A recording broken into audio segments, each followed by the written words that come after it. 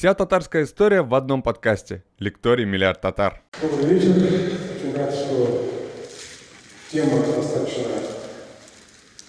оригинальная, так скажем, на сегодняшний день. Вызвала определенный интерес у казахской публики, поэтому мне очень приятно вас сегодня здесь всех приветствовать. И действительно, место здесь выбрано не случайно, потому что именно 250 лет назад здесь в июле месяце происходили очень драматичные события. Именно в Кремле, именно в Спасской башне. Но прежде чем приступить к основному разговору, хотел бы начать несколько с общих моментов. Я когда-то учился в Казанском университете, наш профессор Ульсон, который остался в нашей памяти как грандиозный лектор, говорил так на мероприятиях. Говоря о юбиляре, не могу не сказать о себе. Вот. И поэтому я хочу несколько слов сказать о себе, чтобы вы поняли, с кем вы имеете дело. Может быть, не все знаете, кто я и чем я занимаюсь, или чем я занимался. Так вот, я интересовался этой темой в студенческие годы, и мой дипломный проект был в 1979 году как раз связан с пугачевскими документами, с источниками христианской, по истории христианской войны. Эта тема мне была грандиозно интересна, и мне сейчас очень интересно констатировать, что я учился в университете, когда отмечалось 200-летие христианской войны в Советском Союзе. Сегодня мы говорим о 250-летии, и есть большая разница сейчас в общественном мнении, как тогда относились к христианской войне и как сегодня относятся к христианской войне. Эту проблематику я некоторые вещи покажу на экране, все-таки от современных тенденций не уйдешь далеко. Так вот, хотелось бы немножко вспомнить. В 1973 году отмечалось 200-летие христианской войны. Отмечалось масштабно, грандиозно в рамках всего Советского Союза. Потому что христианская война считалась эпизодом классовой борьбы. Потому что крестьяне были естественными союзниками пролетариата на тогдашней идеологии. Поэтому личность Пугачева была бесспорно революционной. И в 20-е годы, уже сразу после Октябрьской революции, Пугачев считался революционером, не мятежником, не бунтовщиком, а именно революционером. В 20-е годы вышли первые сборники документов, знаменитый сборник «Пугачевщина», посвященный как раз источникам по истории христианской войны. Но уж к 200-летию там наша советская историческая наука тогда развернулась по полной программе. И сборники документов вышли, и многотомные исследования вышли, и самые авторитетные советские историки во главе с Мавродиным работали над этой темой. И в каждом регионе вышли сборники документов. Христианская война в Чувашии, сборник документов, христианская война в Башкирии, сборник документов, христианская война в Удмуртии. В Татарстане у нас к этому времени не было никакого сборника документов, но была издана книга царя Мухаммада Ключалишева «Татары Пугачевского», «Татары Среднего Поволжья Пугачевского листа». То есть тогда, конечно, все это отмечалось с помпой. Христианская война – это эпизод классовой борьбы. Вот. И личность Пугачева, конечно, вызывала только симпатии. Ну, к тому же еще надо учитывать, что Пугачев, так же как и Стенька Разин, были личностями и очень, так скажем, занимавшими очень большое место в фольклоре. Для народа они были не просто мятежниками, не просто самозванцами, какими-то бунтовщиками, разбойниками, а для народа они были освободителями. Фраза, которую в свое время произнес Степан Разин: «Я пришел дать вам волю», она как раз подходит и для Пугачева. То есть люди, которые относили себя к христианам, к низшим заслоям, они всегда видели в Пугачеве, в Степане Разине, в такого рода фигурах защитников, освободителей, тех, кто им поможет. Вот. Сегодня мы смотрим, вот у нас 250 лет христианства. Где вы видели хотя бы статью? Ну, может быть, где-то в интернете, где-то какую-то статью в газете, где-то там, может быть, в какой-то телевизионной передаче. Вот эта лекция, может быть, в рамках этого может быть рассмотрена, да? А публикации, а какие-то новые слова, новые какие-то источники. Неужели уже все так сделано и все, как скажем, выявлено, все стало ясно с этим? Мне кажется, нет. Поэтому для меня немножко странное. Это такой поворот, поворотное отношение к истории, она, мне кажется, непродуктивно, неправильно. Эти события очень важные. Вот мы сегодня тоже об этом еще будем говорить. И ведь и Пугачевское движение, и Пугачевское восстание, оно вызвало в жизни очень много разных направлений, каких-то новых изменений в жизни страны. Не только Казани, не только татар, а всей Российской империи. Это же тоже можно считать как поворотный момент. Поэтому я считаю, что к таким событиям нужно относиться с большим вниманием и ослаблять к ним интерес. Нельзя только исходя из каких-то идеологических установок. Вот. Поэтому, если мы сегодня говорим о Пугачеве и ставим вопрос, кто он, как его оценивать? Я думаю, что мы не можем сегодня оценивать его только как союзника пролетариата или как там, сознательного борца с режимом, и в то же время мы не можем его оценивать как тривиального разбойника. То есть истина где-то посередине. Человек абсолютно незаурядный, абсолютно интересный, абсолютно умеющий подать себя, показать себя. Человек, который мог найти общий язык со многими людьми, из разных сословий даже.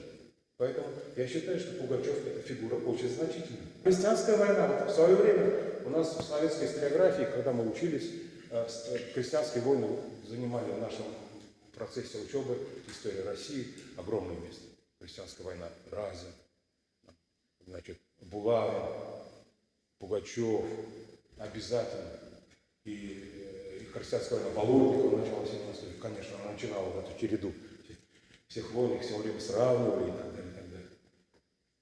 Так что сейчас я считаю, то, что мы ослабили интерес к крестьянству и крестьянскому движению, это, конечно, неправильно.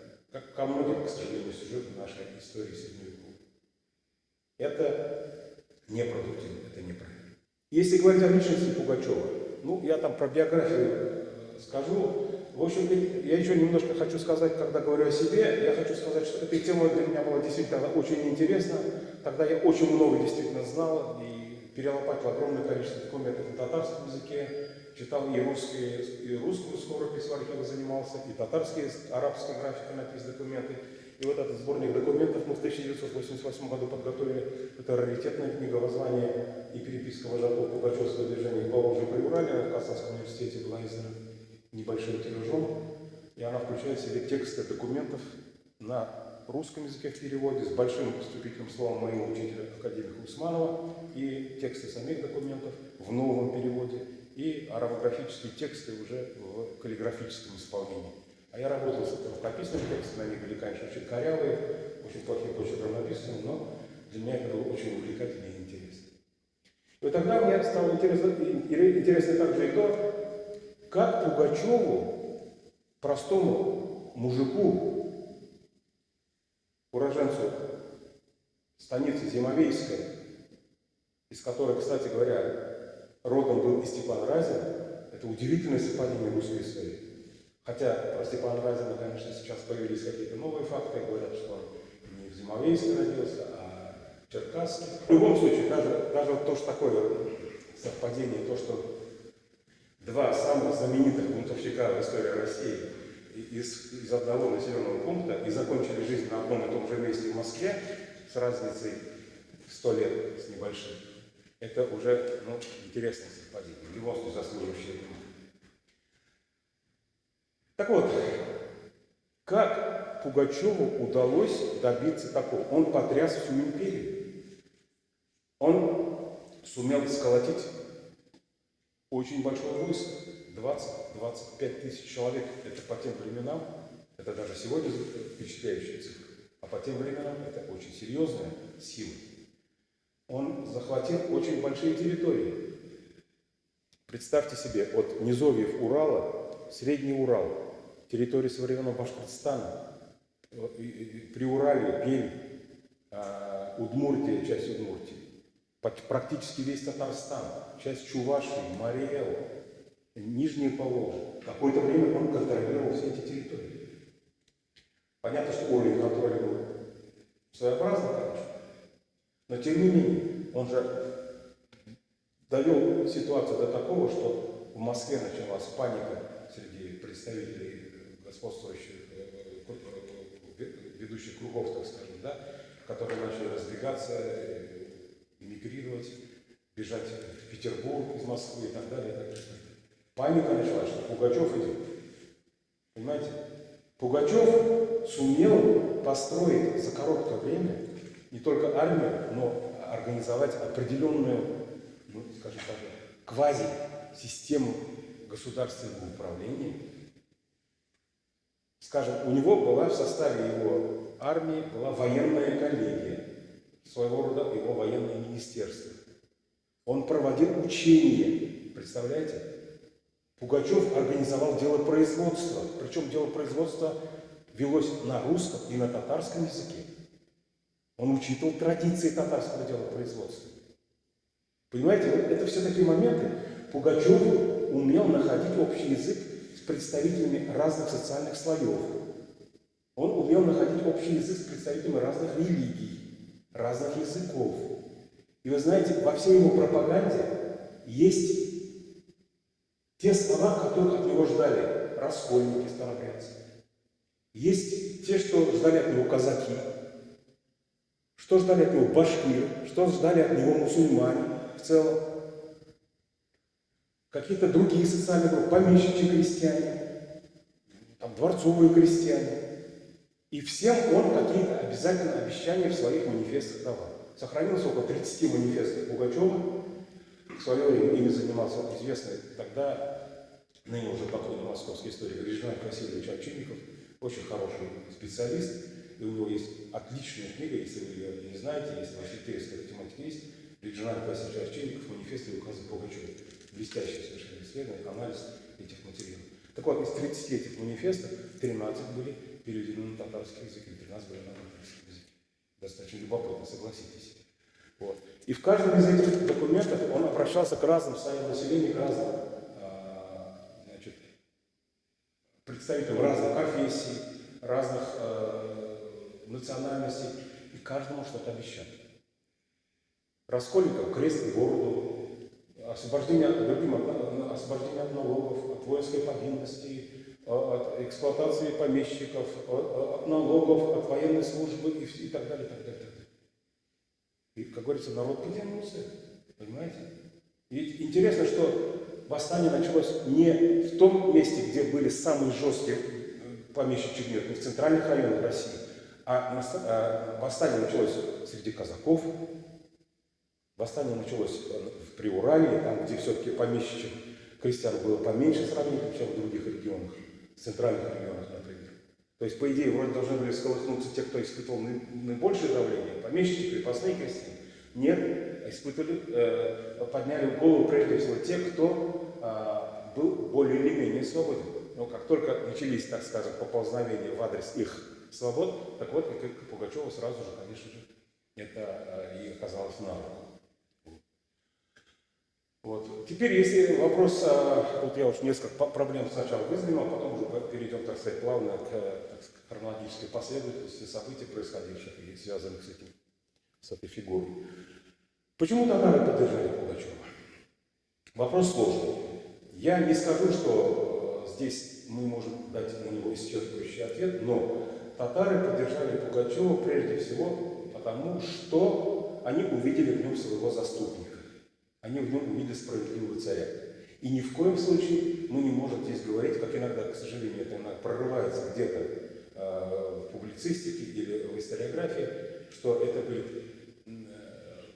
сепаратистские воззрения. У татар сепаратистских воззрений, сепаратистских настроений и целей на тот момент никаких не было.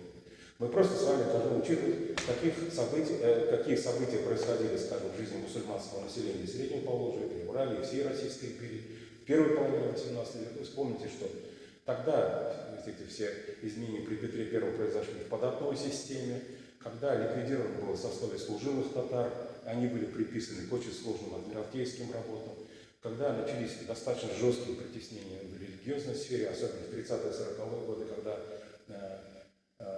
насильственная христианизация стала главным методом решения религиозных проблем для российской центральной власти. И это все вызывало серьезное удовольствие. Понятно, что общая ситуация с усилением так называемого феодального крепостнического гнета, она касалось всех слоев населения Российской империи. Но для татар вот своеобразная вот эта вот экзотика присутствовала. Они начинали поэтому видеть в обещании Пугачева какой-то свет в конце туннеля и надеялись на то, что они смогут каким-то образом решить вот эти все сложные проблемы. Хотя к тому времени уже некоторые послабления начались, понятно, что там уже и власти была уже Екатерина и так далее, но тем не менее все-таки эхо вот тех событий, которые происходили в первой половине XVIII века, а в середине XVIII века, оно дало о себе знать. Вот Емельян Пугачев, его биография, она здесь очень коротко представлена. Родился он примерно в 1742 году, точной даты нет. Вот. Станица Зимовейская, как я уже сказал, по происхождению донской казак. Вот. С 1759 года он уже находился на военной службе, принимал участие в Семилетней войне, в польском походе, в русско-турецкой войне. Причем, судя по всему, он за словечко в карман не лез и много раз он подвергался разным наказаниям, поэтому он, несколько раз он бежал из состава армии, его преследовали. То есть жизнь у него была очень насыщенной, очень яркой и насыщенной. Но к тому времени, когда он решил провозгласить себя чудесно спасшимся императором Петром Федоровичем III, он уже имел достаточно большой жизненный, военный опыт и семейный опыт. Вот. Ну, в 70-м году стал хорунжем, и в конце концов, как говорится, что его привело в Казань, это конец 1772 года.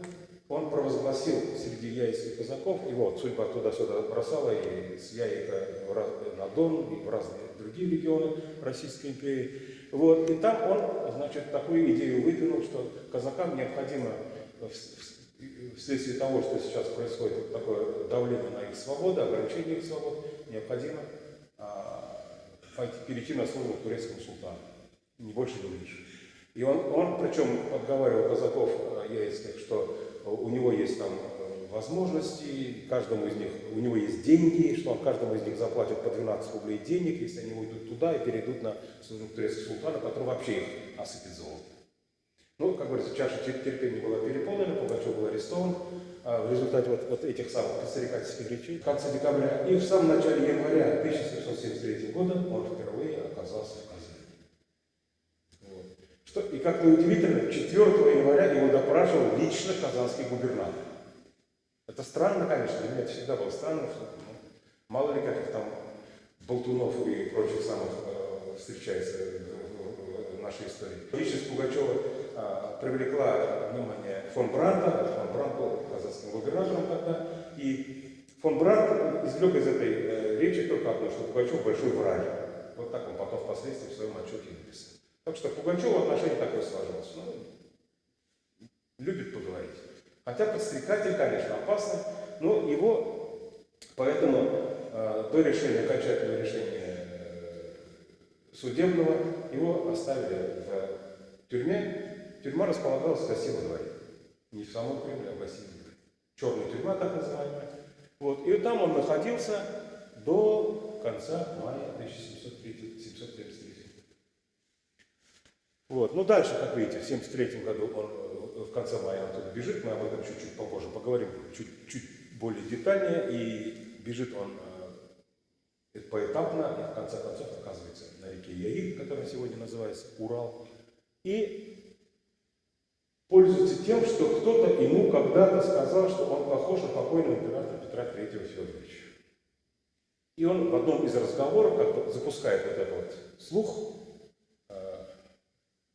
среди яицких казаков, среди верхушки яицких казаков, что он и есть этот самый спасшийся от козни своей жены Екатерины император Петр III Федорович. Понимаете? Вообще, этот удивительный феномен самозванства в русской истории, это удивительно любопытная тема, согласитесь. Вы наверняка слышали, что в русской истории было очень много самозванцев. И уже Дмитрий, сразу вспомните, да, первый его убили, нет, он, оказывается, и спас и этот раз, да, и там, и Степан Разин, кстати говоря, тоже был самозваным, но он, правда, не захотел каких-то там слишком больших титулов иметь и объявил себя каким-то воеводой и так далее. Это не совсем, так скажем, высокий уровень. А вот Пугачев добрался до самой верхушки, он провозгласил себя чудесно спасшимся императором Петром Федоровичем. Это риск, это, согласитесь, тоже показывает уровень его характера. Это своего рода авантюрность, своего рода смелость, своего рода решительность. Он же понимал, что, к чему это может привести. Он прекрасно вообще все понимал, я так думаю. Вот. И вот в 1973 году, в сентябре месяце, уже фактически с одобрения верхушки ельцинских казаков, и он провозглашает свой первый манифест от имени чудесно спасшегося императора Петра III. Мне всегда было интересно, а верили ли ему ельцинские казаки? Тоже не глупые люди, тоже опытные. И вдруг вроде бы какой-то мужик им объявляет, что он император. Ну, вдруг здесь, наверное, вспоминается классическая фраза «а вдруг?», понимаете? «А вдруг?» Прокатит, да, что называется, как современный термин. Поэтому вполне вероятно, что ельцинские казаки, атаманы ельцинских казаков, старшины ельцинских казаков, ну просто сказали, ну давай попробуем, посмотрим. Ведь в конце концов самого Пугачева те же старшины, те же близкие его друзья выдали потом в конце августа 1774 года. И вот 1773-74 год – это, так скажем, пик его жизненной карьеры, пик его биографии. Это период, когда он вождь крестьянского восстания, крестьянской войны, он император Петр Федорович. Наконец, в самом конце августа, в начале сентября 1974 года его арестовывают, его выдают его ближайшие соратники, проходит потом следствие в Сибирске, в Москве, допросы. Кстати говоря, его конвоируют, вы знаете, наверное, эту историю, что его лично конвоировал наш знаменитый военачальник Александр Васильевич Суворов. Вот. И он был очень внимательным конвоиром. Он следил за то, чтобы никакой возможности убежать не было. Вот. И в конце концов, 10 января, по старому стилю, 1775 года, он был обезглавлен в Москве. Вот это, если говорить коротко о биографии Емельяна Пугачева. Вот теперь Пугачев в Казани. Посмотрим, да, вот, так сказать, два пребывания в Казани Пугачева. Да? Одно пребывание практически полгода, одно пребывание несколько дней. Но каких дней? Первый раз, как я уже сказал, он был арестован в декабре и в начале января прибыл в Казань, его допрашивал личный губернатор Брандт. И у всех практически сложилось впечатление, что Пугачев человек, в принципе, большой фантазер. Не слишком опасный, не слишком потенциально, так скажем, вспыльчивый и так далее. То есть он умел, как я уже сказал, показать себя таким достаточно спокойным, управляемым, послушным человеком. И в конце концов ему даже было разрешено, как и некоторым другим мирным арестантам, собирать милостыню на улице города Казани. В сопровождении конвоиров, конечно. Вот. И он собирал их, обычно арестантов, некоторых отвозили на работу в район Арского поля. Вот он, так сказать, изучал город во время этих походов, изучал топографию города. Возможно, для того, чтобы, так сказать, оставить это все в памяти. Да? Вот. Причем он в тюрьме себя выдавал за старообрядца. И опять-таки это показатель его хитрости. И он знал, что в Казани довольно большое количество старообрядцев проживает. И он, поэтому, мне кажется, и на это рассчитывал, что он, видимо, находил контакты во время своих походов по городу. Ему подавали, он собирал деньги на пропитание для себя, для других арестантов. И завел некоторые знакомства среди казанских старообрядцев, которые, как раз, помогли ему не бежать.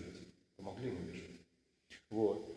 И, значит, он где-то в марте, если не ошибаюсь, был уже официально приговорен к пожизненной каторге и должен отправиться в Сибирь.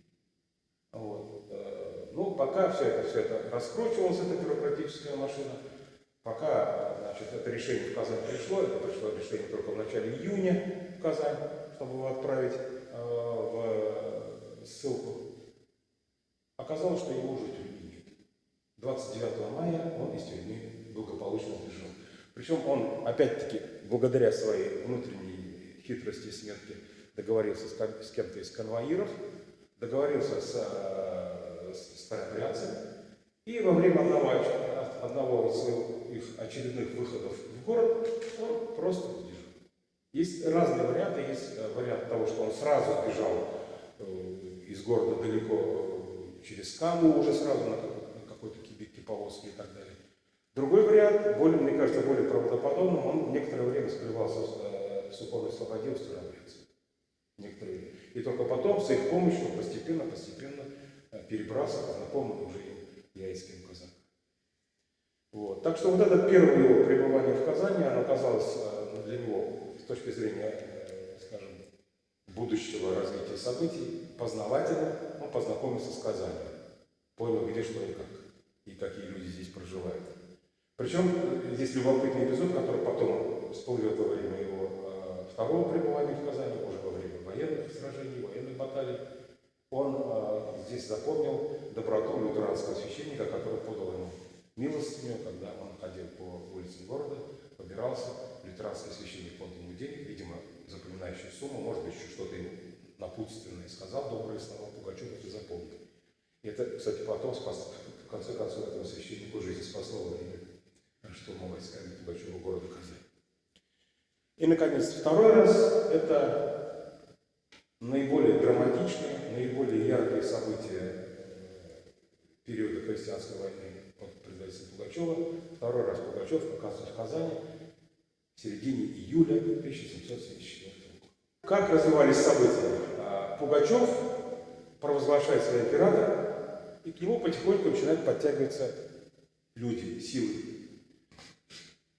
Его первый отряд – это примерно 2500 человек. С этим отрядом он идет к Оренбургу, осаждает Оренбург.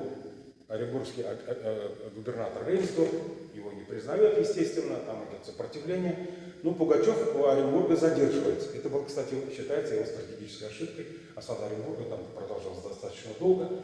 Но в конце концов он эту ошибку осознает и продолжает дальше движение на север. Он идет в сторону Уфы, он идет на территорию современного Башкортостана. Его поддерживают башкиры, его поддерживают работники различных металлургических и военных предприятий, работники заводов, так называемых.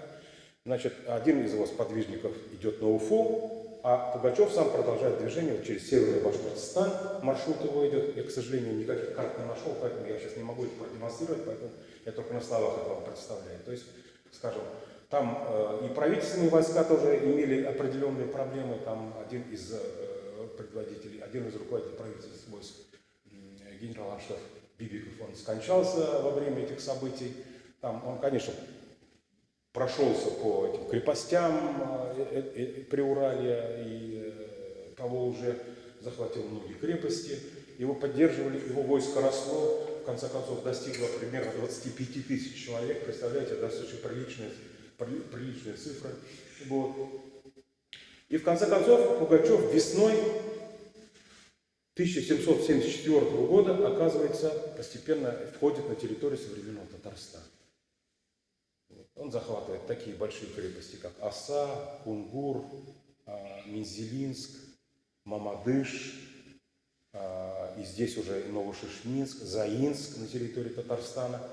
И продолжает движение. Вот он тогда принимает решение идти на Казань, объявляет, что ему навстречу идет его сын из Москвы на поддержку его.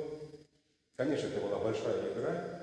И причем везде он активно использует пропаганду, письменную пропаганду. Манифесты – это вообще потрясающий источник. Это такой высокопарный стиль, такой квази, такой такой монархический, понимаете, он такой, были у него все-таки помощники, сам-то он был безграмотный. Причем даже хитрость его, я уж немножко перебегаю иногда с сюжета на сюжет, даже хитрость его, представьте, в чем. Пугачев, как только начал это выступление свое, Екатерина везде разослала такие вещи, что Пугачев, это не Петр Федорович, это беглый казак Емелька Пугачев. Конечно, все знали, кто он изначально. Но он беглый казак, он каторжник, у него на лбу выжжено 3 буквы «вор», значит, на щеках, на лбу. А Пугачев выходит перед людьми и говорит: а у меня никаких букв нет, она врет и так далее. То есть он даже такие ошибки использовал в свою пользу, понимаете? понимаете? Все это было достаточно продумано. Так вот, значит, Пугачев идет, значит, со стороны востока Татарстана, идет на Казань по Прикамью. Практически его везде встречает сопротивление, но, естественно, у него достаточно много сторонников, много народу приходит. Татары, башкиры, удмурты, марийцы, чуваши, русские крестьяне, работники заводов и так далее, и так далее, и так далее. Он чувствует себя уверенно, он планирует, что после завоевания Казани он идет на Москву. Казань для него это важнейшая цель весны-лета 1774 года. И, значит, оказывается, он под Казанью примерно 10 июля. 10 июля 1774 года. Останавливается он примерно в районе Царицына, где сейчас уже там Мамадышский тракт, Царицына, Нокса, Царицынский лес. Вот это примерно где основные его силы размещаются. 10 вот сражение под Казанью. Так, я набросал, так сказать, короткую хронологию, как все это происходило. Да? Вот. Значит, Пугачев построил штурм Казани очень грамотно. Вот представьте себе, конечно, это все вот именно на топографии Казани надо представлять и видеть. Вот. Он разделил свое войско, у него 25 тысяч человек. У него 12 пушек. Это приличное вооружение. Но минус очень большой, 25 тысяч человек абсолютно необученные, хаотичные массы. Бестолковые, плохо вооруженные. Может быть, еще там у башкир есть какая-то организация внутренняя, своя система. У крестьян организация плохая. У них просто идет вот это вот присоединение к этой толпе, к этой массе.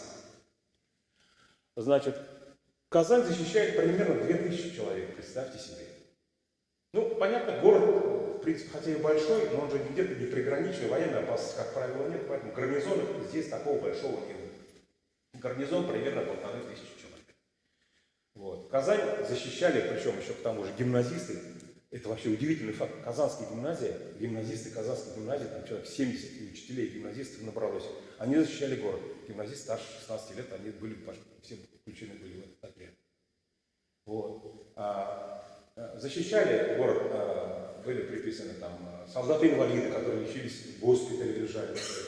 Всех их подняли на ноги, чтобы они защищали. Там определенные какие-то были укрепления построены в районе Арского поля, ну они такие были, так скажем, псевдоукрепления. Достаточно легко Пугачев преодолел. Вот.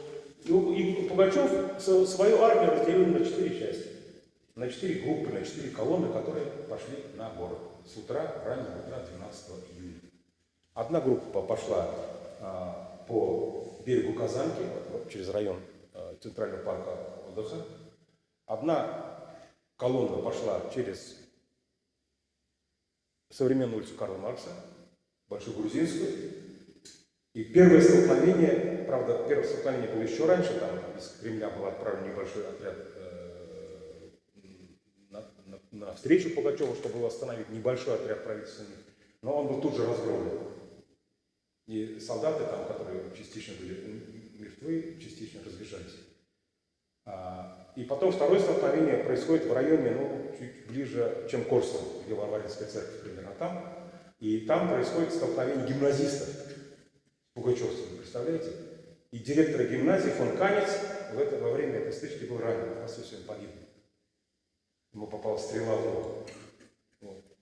Это вторая колонна, она шла, там ее возглавлял известный пугачевский сподвижник Белобородов. Третью колонну возглавлял сам Пугачев, он шел через Суконную Слободу, которую он знал лучше всех, поскольку он там находился некоторое время в гостях, в кавычках, у раскольников. А четвертую колонну возглавлял еще один сподвижник его Овчинников, она шла с той стороны Кабана, через Татарскую Слободу. Вот 4 колонны, они шли, значит, в сторону Кремля, через весь город. Достаточно легко они город захватили. Потому что все-таки основная масса защитников города находилась в Кремле, навстречу Пугачеву мало кто вышел, вот, и те, кто вышел, сами понимаете, тут же потерпели поражение, были разбиты, и в городе начался хаос. Это описано уже в источниках, это описано очень классно, кстати, великолепнейшим великолепных исследований Пушкина «История Пугачевского бунта». Это просто потрясающе. Это с точки зрения истории, я вам очень рекомендую почитать, и с точки зрения русского языка, как это все красиво представлено, как это здорово описано все. И вот именно штурм Казани у Пушкина описано просто поэтично. Вот очень рекомендую его почитать. Так вот, если не читали, конечно. Так вот, если дальше идет уже чисто день мародерства, пиршества. Ну, что можно ждать от этого, извините, сброда, по большому счету, да? Вот. Пусть и с благими вроде бы целями, пусть и в борьбе за справедливость, но все-таки это были простые крестьяне, казаки и так далее. То есть город подвергся разграблению, мародерству, убийству. Тогда как раз и многие священники были умерщвлены, многие церкви были разграблены в центре города. И как раз лютеранский священник, который был тогда в свое время помог Пугачеву, он выжил благодаря этому, так сказал, своему случайному шапочному знакомству. Были выпущены несколько сотен узников тюрьмы казанской, в том числе оказалась и семья Пугачева, и его 3 детей, 2 дочери и сын. Его жена была доставлена в Казань во время следственных действий, когда началась война. Как раз она случайно оказалась в казанской тюрьме, и вот Пугачев ее освободил. Правда, он не сказал, что это его жена, он сказал, что жена этого друга, жена это моего друга Пугачева, он сказал. Он же все-таки император. Вот. Ну вот первый день это был основной, так сказать, первый бой, и потери были примерно такие. Военных примерно 115 человек. Правда, в разных источниках они разнятся, эти цифры. И городских жителей довольно прилично погибло, около 2000 человек, как пишут источники. Но самое, наверное, для Пугачева обидное, что именно в этот же вечер, уже почти ночью, под Казань пришел уже профессиональный армейский корпус подполковника Михельсона. Примерно 800 человек. Это для него фактически стало катастрофой. Михельсон тут же атаковал Пугачева, который уже почти праздновал победу. Он вывел на гостиный двор, установлены пушки, и с них полили по Кремлю уже картечью. Вот и по Спасской башне попало тогда. И тут были вот как раз установлены деревянные напротив, во время визита Екатерины в город Казань в 1967 году, были установлены триумфальные ворота, они были разбиты и так далее. Тут, в общем-то, здесь началась паника, пожары, весь город практически сгорел. Вот. Там, здесь уже в конце я там написал, вы видите эти цифры, это уже окончательно после всех этих событий происходили. Вот Михельсон Пугачева атаковал вечером 12 июля, практически уже ночью 12 июля, и Пугачев был вынужден отойти на другой берег Казанки, Савиново и чуть дальше даже до Сухой реки. 13 июля происходит следующий маневр. Со стороны Кремля идет отряд Потемкина, не того, Потемкин там еще его родственник, он возглавлял секретную комиссию, потом, которая расследовала все эти события, связанные с Пугачевым. Со стороны Арского поля идет Михельсон. И вот на Арском поле 13 июля, я немножко забегаю вперед, Пугачев пытается остановить, чтобы они не соединились. Происходит очередной этап сражения, довольно много потерь. Вот, и в конце концов опять не решается все до конца, не происходит, так скажем, окончательного решения, что дальше. Вот. И опять Пугачев вынужден отойти к Сухой реке. 14-го затишье, выжидает. Пугачев ждет еще подкрепления, к нему приходит еще несколько тысяч человек, и опять его армия, несмотря на большие сравнительные потери, достигает примерно 15 тысяч человек, и 15 июля наступает развязка. Сам Пугачев говорит, что основное сражение 15 июля происходило в районе Арского поля. Вот. А Михельсон впоследствии говорил, что все происходило в районе Царицынского леса, чуть дальше. Ну, кому верить, не знаю, но у нас как-то традиционно принято считать, что все происходило в районе Арского поля. Как-то, не знаю, ближе, приятнее, понятнее, что ли. Я не знаю. В конце концов, происходит сражение, в котором, естественно, регулярные войска, их было 800 человек, уже потом, конечно, потери были, но 800 человек все-таки обученные, кадровые, они все-таки эту толпу, плохо вооруженную, плохо организованную, несмотря на все попытки Пугачева все это все в свое время организовать и обучить, тем не менее, эта армия была разгромлена. Но это событие, вот представьте, вот эти события 12-15 июля 1774 года, это, наверное, после взятия Казани Иваном Грозным, вообще в истории нашего города, самое кровавое, самое трагическое событие военного порядка. И гражданская война с этим не сравнится, и других событий здесь такого рода не было никогда. И к тому же еще грандиознейший пожар. Практически город весь выгорел. Кроме татарской слободы, поскольку татарские жители слободы поддержали Пугачева, и кроме Суконной слободы, потому что жители Суконной слободы поддержали Пугачева. Да это, сами понимаете, деревянные дома, а сгорел центр. Вон, там вот эти цифры я привел, которые содержатся в официальных источниках. 2091 дом сгорел, а сохранилось 810 домов. Представь себе, что 810 домов это Суконная слобода и татарская слобода. А центр города, самые такие добротные, самые хорошие, качественные здания, они практически уничтожены. Гостиный двор сгорел, значит, разрушено казенных строек, в том числе предприятий и так далее. Вот, где-то 28 церквей было разгромлено и разрушено. И довольно большие человеческие потери. Считается, что повстанцы потеряли в общей сложности около 2000, и более 10 тысяч из них оказалось в плену. Правительственные войска потеряли около 100 человек. И к тому же, после этого еще началась большая расправа над повстанцами и показательная расправа. Сам Пушкин писал, что в Казанке река была красная в течение нескольких дней от крови, и что по реке пускали специально заготовленные плоты с виселицами, и не разрешали их никому не снимать, висельников, чтобы это было в назидании, чтобы больше никто не смел думать даже о том, чтобы поднять голову против официальной власти. А Пугачев сам спасся чудесным образом.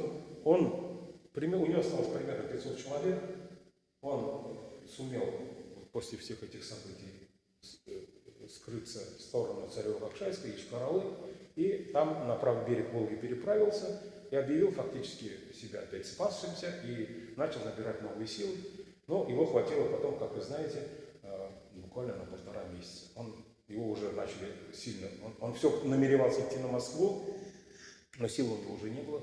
Его начали поддавливать. Все-таки официальная власть тоже долго раскачивалась. Не совсем, наверное, сначала осознавая опасность этого беглого каторжника и бунтовщика.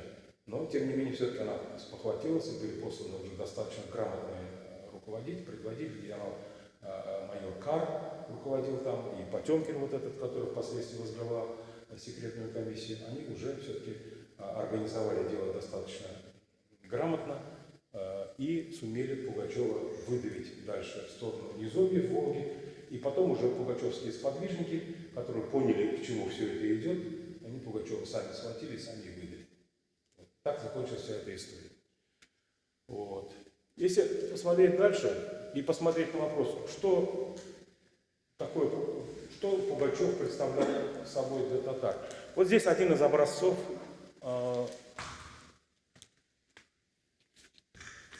манифестов. Я сейчас даже специально его перевод частично, вот, хотел бы посмотреть на высокопарный стиль его, да? Перевод на современный язык. Это манифест Пугачева, здесь фотография приведена, он выданный полковому старшине Бахтияру Канкаеву, Абдулкариму Кустееву с объявлением о представлении народу свободы и земельных угодий. Это 3 декабря 1773 года. Ну, смотрите, все грамотно сделано, печать, подписи, все как положено. Вот. Содержатель войск, светлый государь мира, я великий воитель, самодержавный властелин всех лучших и простых людей разных стран, из областей во все времена, державший их в своих руках и воле. Сей манифест дан по силе утвержденного самим царским величеством, государя всероссийского и прочее, многих и многих стран и земель, великого из великих, императора Петра Федоровича, именного указа, собственноручно и из своих уст, чтобы знали и верили, верно и честно служили и несли воинскую службу. Так начинается этот указ. Ну, там уже остальные там детали, какие свободы представляются, какие и так далее. Так вот, Что Пугачев значил для татар, для татарской истории, для Татарстана? Ну, обратите внимание, 85 тысяч участников. Это, ну, опять-таки, цифры, сами понимаете, от лукавого, но примерно что-то тут со звуком. 85 тысяч участников считается. Это прилично. Почему татары поддержали Пугачева, я уже примерно на эту тему немножко поразмышлял вначале, если вы помните, да? Обращаю ваше внимание на то, что Пугачев с самого начала, еще раз повторяю это, организовал дело производства на татарском языке. Он хорошо понимал функции татарского языка. Татарский язык на то время, в 17-18 веках, еще эти традиции не были утеряны, он играл роль языка дипломатического общения. В 17 веке Россия общалась с Ираном, со Средней Азией, с Индией, представьте себе, с некоторыми кавказскими народами на татарском языке. Поэтому в посольском приказе работали секретари-татары. Переписка, вот я сам в свое время все эти сюжеты изучал, эти материалы, документы читал. Скажем, переписка Алексея Михайловича в середине 17 века с индийскими падишахами из династии Великих Моголов шла на чистом татарском языке в обе стороны. Эта традиция, она, конечно, потихоньку угасала, потому что роль татарского языка, она все-таки уменьшалась. И тем не менее Пугачев один из своих первых классов отправил казахскому хану Нурали на татарском языке с просьбой о поддержке, о союзнических отношениях. Вот. И впоследствии, как я уже сказал, из 30 манифестов, им подписанных, 13 было на татарском. Это тоже показатель его гибкости, определенной степени мудрости и прозорливости. Понимаете? То, что он организовал не только на русском языке, а дело производства на татарском языке, оно было понятным для представителей многих национальностей. На татарском языке общались между собой татары, башкиры, удмурты, марийцы. Документов много сохранилось от представителей этих народов тоже. Именно на татарском языке. Вот впоследствии многие из них, практически все, сохранившиеся, вошли вот в этот самый сборник, который я вам сегодня показываю. Теперь я хочу сказать, еще остановиться на таком достаточно деликатном моменте, как бы сравнивая участие татар и башкир в этом христианском восстании. Вы все прекрасно знаете, наверняка слышали, что башкиры поддержали Пугачева, все знаете про Салавата Юлаева, народный герой, национальный герой. Кстати, почему-то башкиры в этом году не вспомнили 250 лет крестьянской войны, и опять не вспомнили про Салавата Юлаева, почему-то мне даже немножко обидно стало. Вот. И все говорят, массовое участие башкир, вот свободолюбивые и так далее, и так далее, и так далее. Понимаете, здесь эмоции, наверное, не совсем уместны. Мы должны с вами, когда, допустим, говорим о участии башкир в восстании, учитывать некоторые нюансы и особенности их социального устройства. Родоплеменное устройство фактически. Когда есть племена, роды, и есть их предводитель, и есть авторитет предводителя. И в конце концов не сам человек решает, куда ему идти, поддержать Пугачева или остаться верным императрице, а решает вождь, а остальные за ним идут.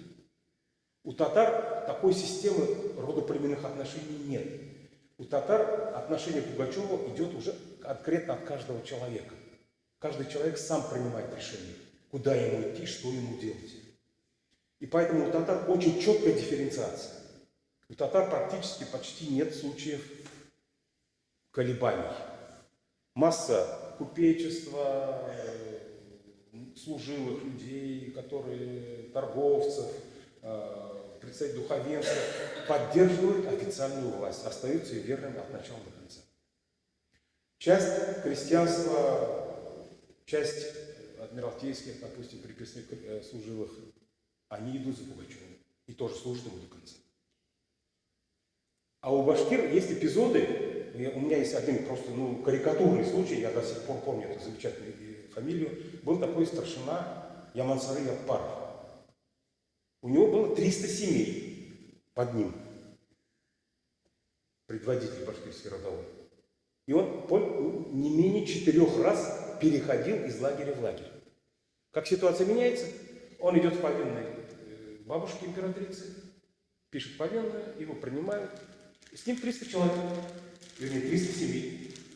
И потом они все учитываются в этой статистике, понимаете? Потом от лукавого возникают такие цифры. О, вот вот такие башкиры свободолюбивые и так далее. Я никого здесь в данном случае не укоряю, никого не хочу, так сказать, представить в отрицательном свете, но иногда не надо поддаваться эмоциям, надо просто верить конкретно в факт.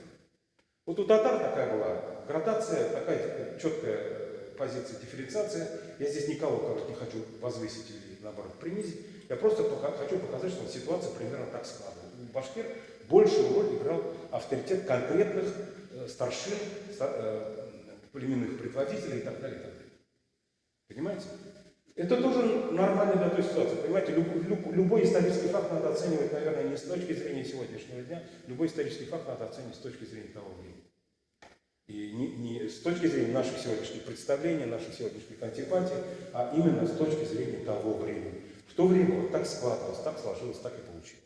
Еще я хотел бы сказать, что у татар были тоже свои выдающиеся представители среди руководства, среди предводителей этого восстания. И на первом месте, конечно, фигура, которая и в татарском фольклоре свое место занимает, это полковник или главный полковник Пугачевского войска Бахтияр Канкаев. Вот Бахтияр Канкаев, в общем-то, достаточно любопытная фигура. Он Пугачева видел один раз в жизни. 3 июня 1974 года они встречались в Мамадыше.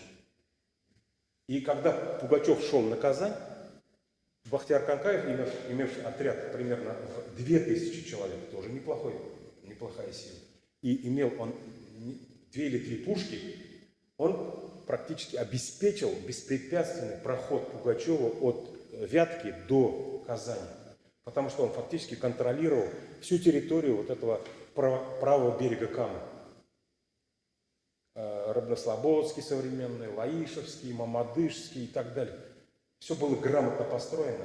Я в свое время очень интересовался этой фигурой, много документов сохранилось о нем, но судьба его оказалась неизвестна. Он 25 июля, уже после поражения Пугачева, последний раз сражался с правительственными войсками в Мамадышском районе, около деревни Зюри. После этого исчез, непонятно, неизвестная судьба.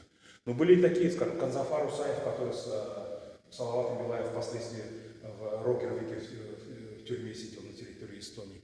Абзалит Сулейманов, Каране Мурат – это люди, которые в Пугачевском войске имели титул полковников. У Пугачева все-таки была своя градация, там у него были старшины, полковники, главные полковники, бригадиры. Вот это все полковники, это еще не все. То есть все-таки у татар тоже были достаточно весомые и важные предводители. Кстати говоря, когда я изучал, все-таки мне хочется такие вещи сказать, когда я изучал биографию Бахтияра Канкаева, мне довелось пообщаться с ныне покойным ленинградским тогда иронистом Акимушкин Олег Федорович, очень грамотным, большим специалистом. Он тогда мне рассказал такую историю, что в Турции, в музее ТОП-КП, есть материалы, документы, связанные с теми пугачевцами, которые бежали после поражения Пугачевского восстания в Османскую империю. Представляете, вот поворот зигзаг. И никто не знает про эти документы. До сих пор никто не знает. Я их в свое время 1000 раз студентам рассказывал, пока никто не добрался до ТОП-КП. Я думаю, что есть такие документы. То есть это вариант, что многие из этих пугачевцев, которые после поражения войска, после поражения Пугачева, бежали в Османскую империю, бежали куда-то на Кавказ, бежали в Среднюю Азию. Так, что там у меня следующий, какой сюжет? Вот я чуть о последствиях хотел сказать. Здесь вот эпизод, как его везли, это историческая репродукция, это уже современная картина, когда Пугачев перед казнью просит прощения. Народ православный просит прощения.